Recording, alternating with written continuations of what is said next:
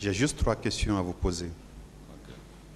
La première, je voudrais que vous reveniez sur la structure du centre d'instruction de Kalea. Quand je parle de structure, je voudrais savoir si vous confirmez c'est Bienvenu Lama qui en était le directeur. A falloir que c'est structure structure va fort koni ko e ka foli minke ni bara se ni makafo ko Bienvenu Lama lettre à kuntidi. C'est lui. D'accord. Qui est? C'est confirmé. Le 21 janvier 2025, la Cour suprême donnera le verdict sur Bienvenu Lama. Hier, on vous disait c'est entre le 21 et le 25. Aujourd'hui, c'est confirmé que c'est le 21 que le verdict sera rendu. Que pouvons-nous attendre de ce verdict? C'est de ça que nous parlons dans cette vidéo. Suivez.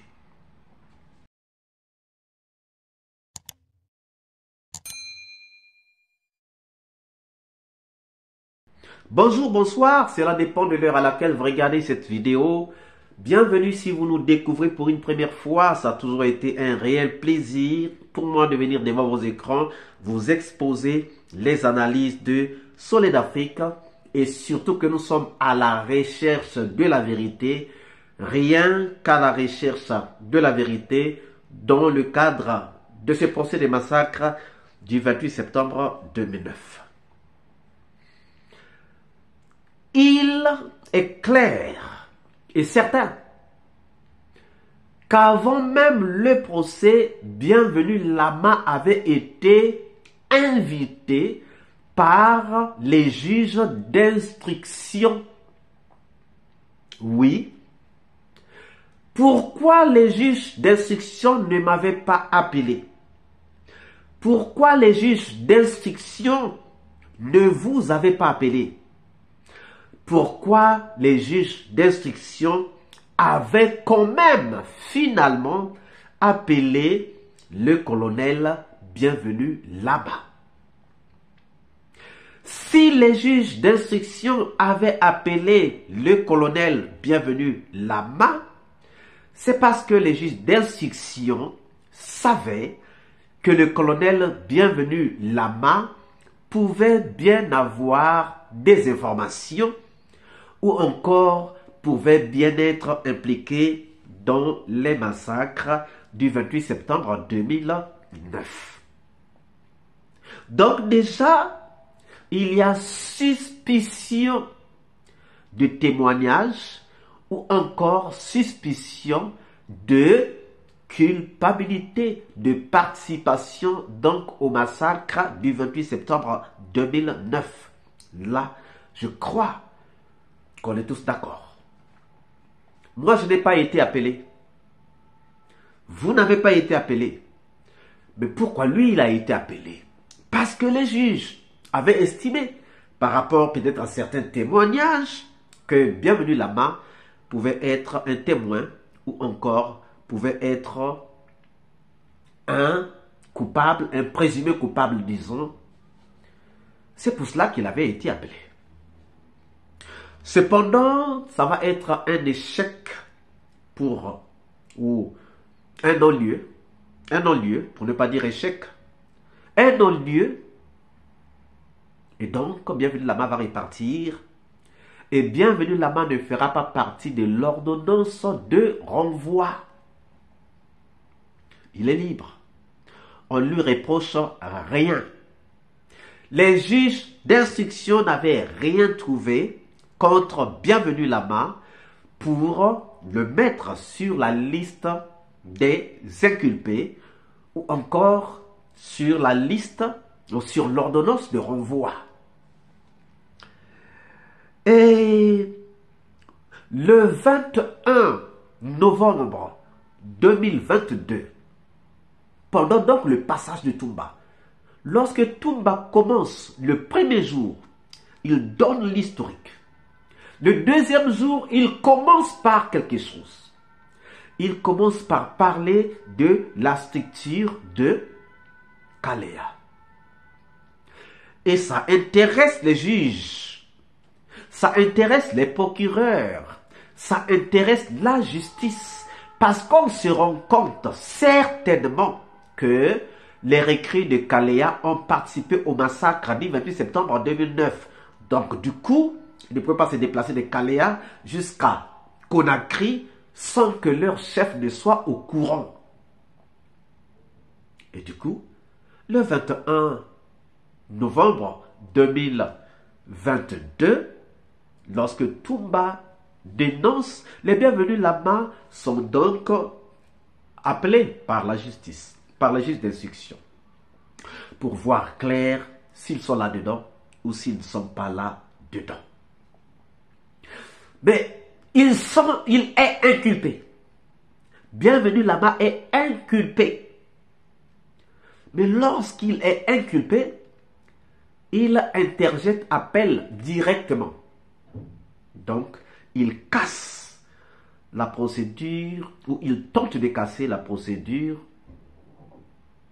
du 21 novembre 2022. Du coup, on ne peut pas faire une injonction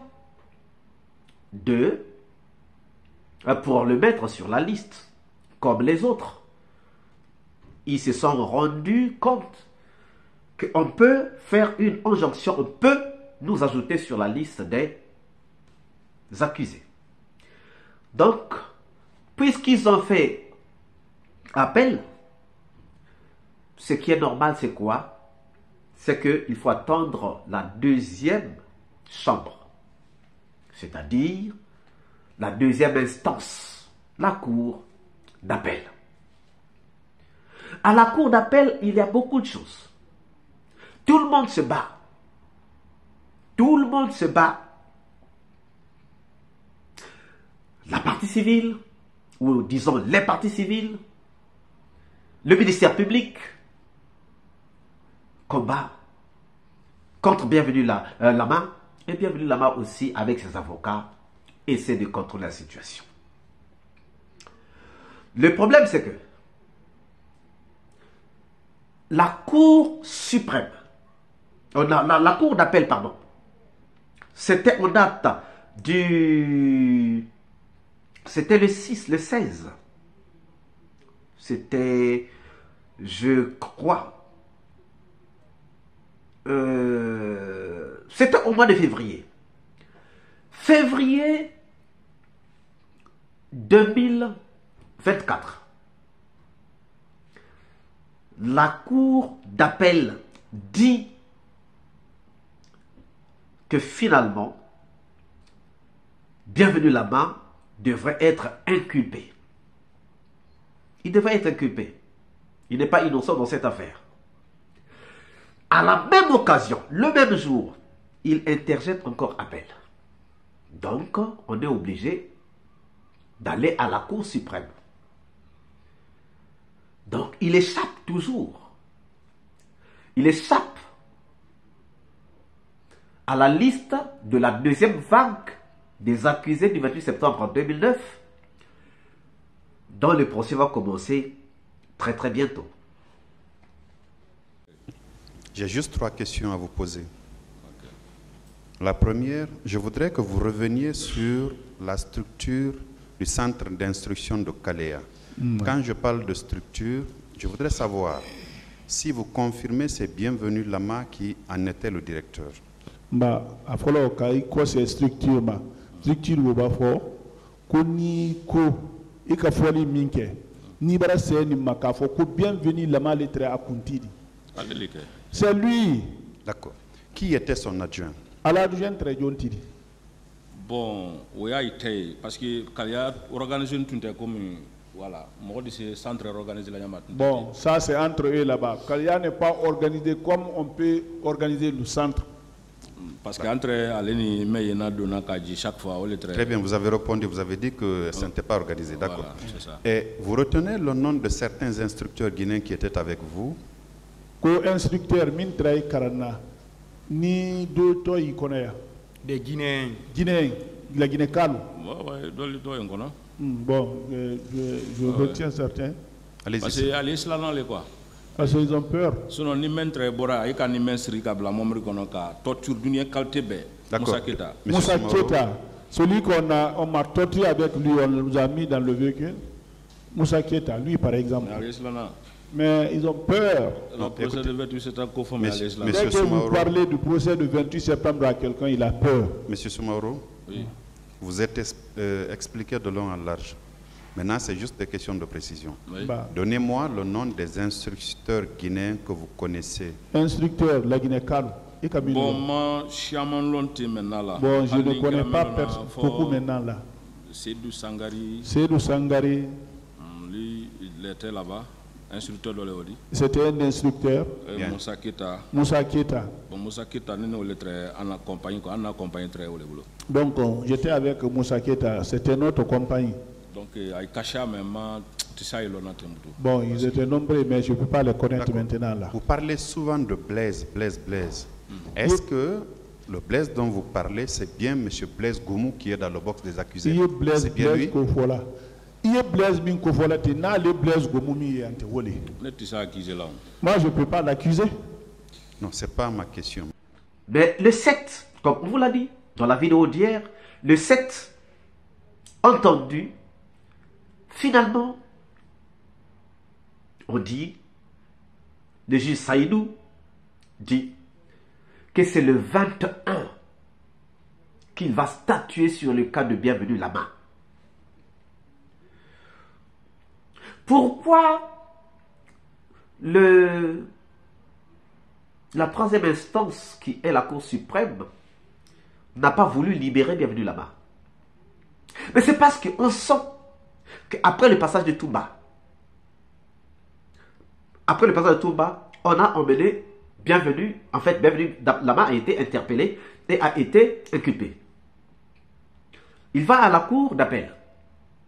À la cour d'appel, après la cour d'appel, il y a Mamadi Soumaoro, recrue de Kaleya, qui vient parler de Bienvenue Lama et qui convainc les gens que Bienvenue Lama est là-dedans.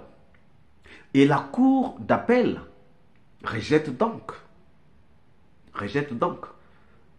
l'appel du camp de Bienvenue Lama. Et maintenant, c'est la Cour suprême. La Cour suprême, qu'est-ce que la Cour suprême va dire de ce dossier?